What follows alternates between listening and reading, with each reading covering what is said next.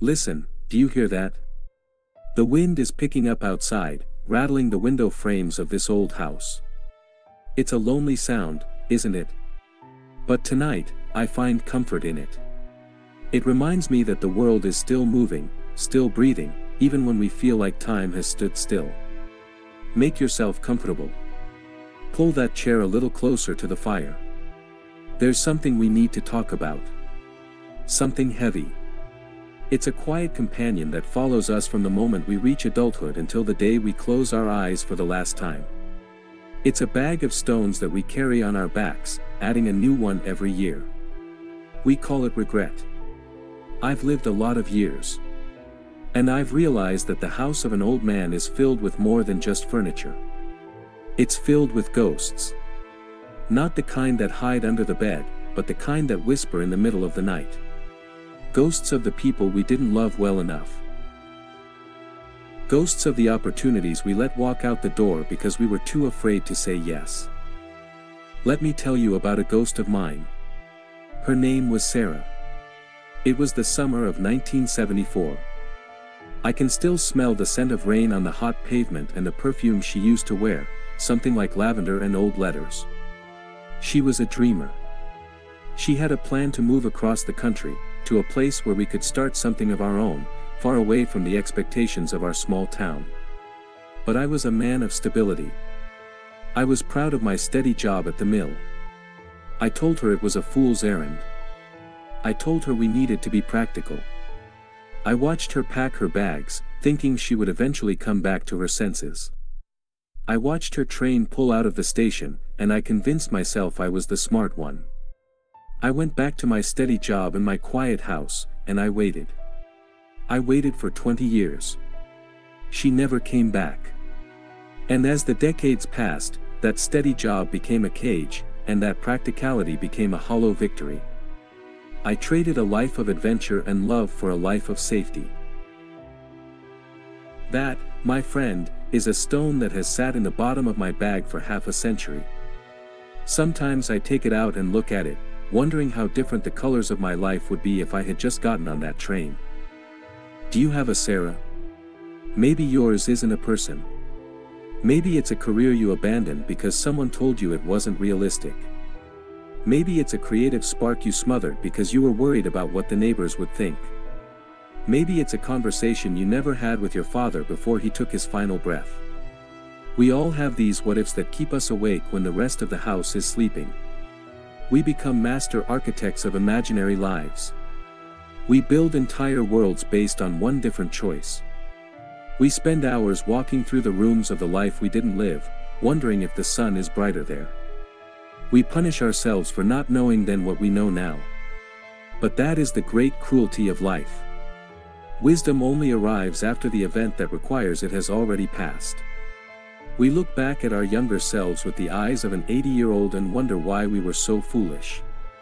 But we forget that the foolishness was the only way to gain the wisdom we have now.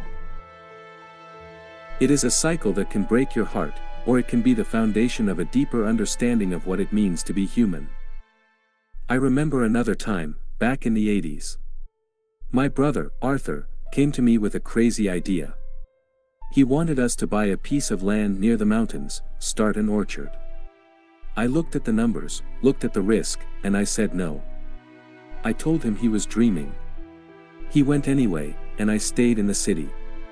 10 years later, he sent me a photo of the first harvest. The smile on his face was something money couldn't buy. He was tired, his hands were calloused, but he was alive in a way I hadn't been in years. I regret that no. Not because of the money we might have made, but because I chose the safety of a cubicle over the chance to build something with my own brother. I chose a paycheck over a memory. And now that he's gone, that photo sits on my mantle, a constant reminder that the things we say no to often haunt us more than the things we say yes to. We think saying no keeps us safe, but all it does is keep us small. It keeps us sheltered from the wind, but it also keeps us from feeling the warmth of the sun on our skin. But I want you to listen to me very carefully now. Because this is the part that took me 70 years to understand. Regret is not a prison sentence. It is not meant to be a chain that anchors you to a past that no longer exists. If you are feeling the weight of your regrets tonight, it means something wonderful. It means you are a better person today than you were when you made those mistakes. Think about that for a second. If you were still that same selfish, scared, or stubborn person from your youth, you wouldn't feel regret. You'd feel nothing. The pain you feel is the proof of your evolution. It is the sting of a soul that has grown too large for its old mistakes. You are judging a younger version of yourself with the wisdom of a sage.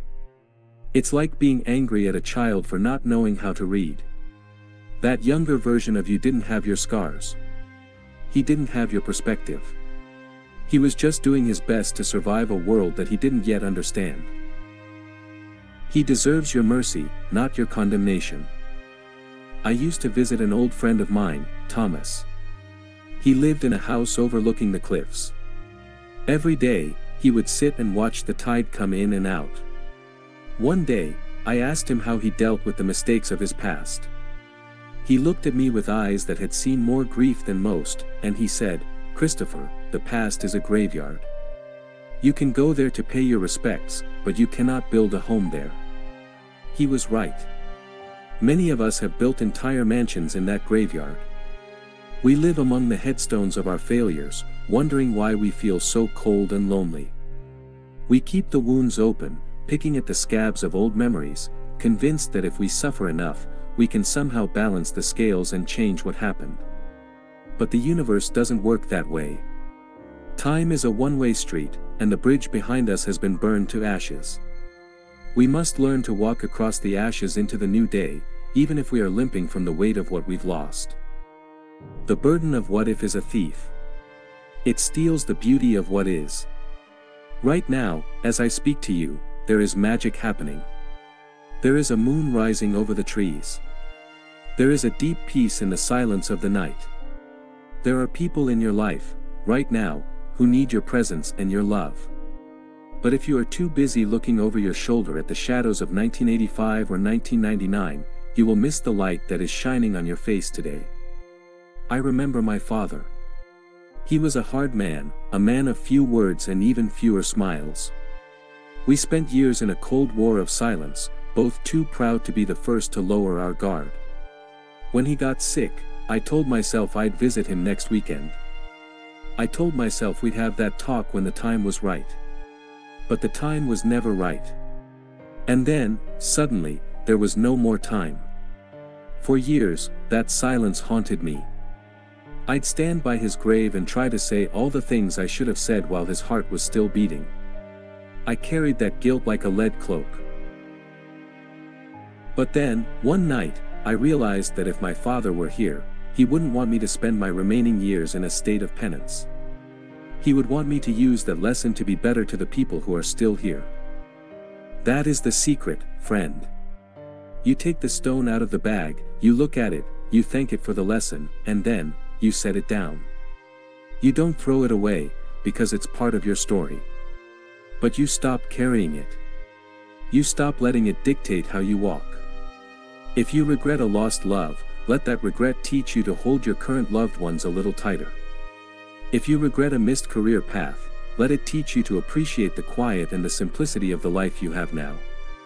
We are all works in progress. Even at 80, even at 90. Life is not about getting it right the first time.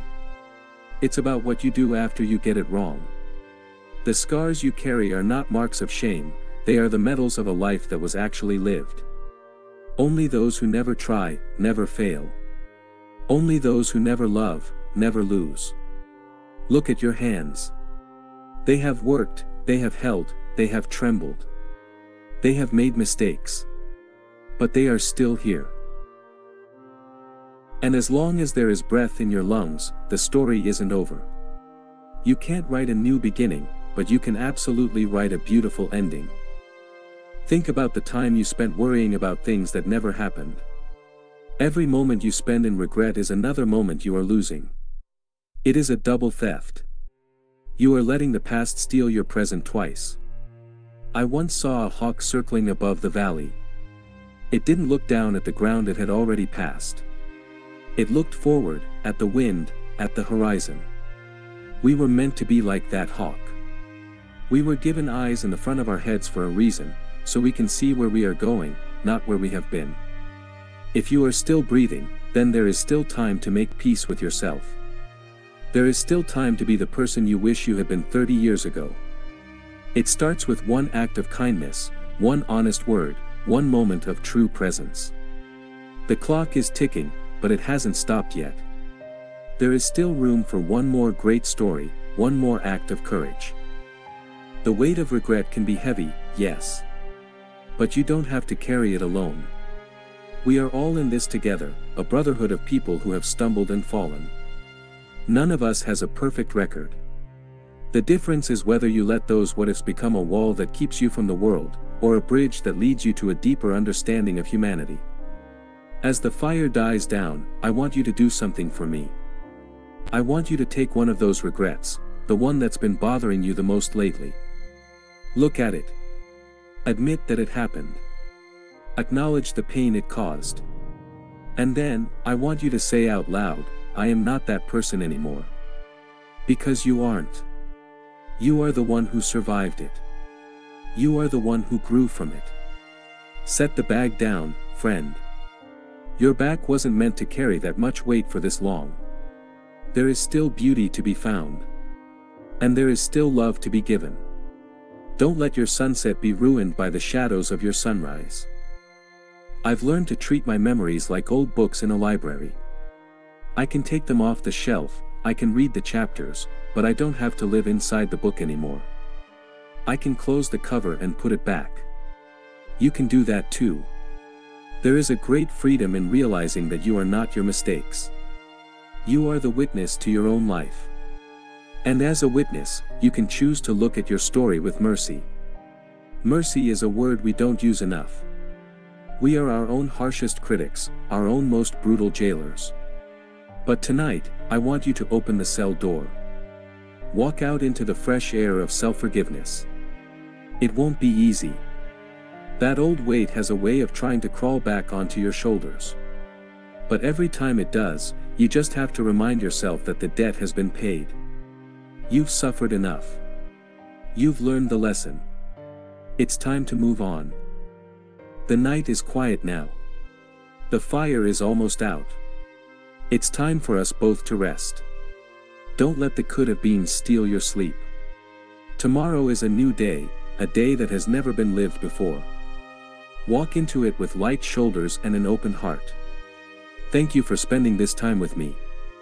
It's good to know I'm not the only one who thinks about these things. Until next time, take care of yourself. And remember, the past is a place of reference, not a place of residence. Go on now. Sleep well. You've done enough for one day. The morning will bring its own light, and with it, a chance to walk a little lighter, a little freer, and a little more at peace. Plant a little hope tonight. Water it with a bit of self-love. You might be surprised at what blooms in the morning. Good night, my friend. Rest easy. The weight is gone if you truly want it to be. Just let it go. Just let it all go.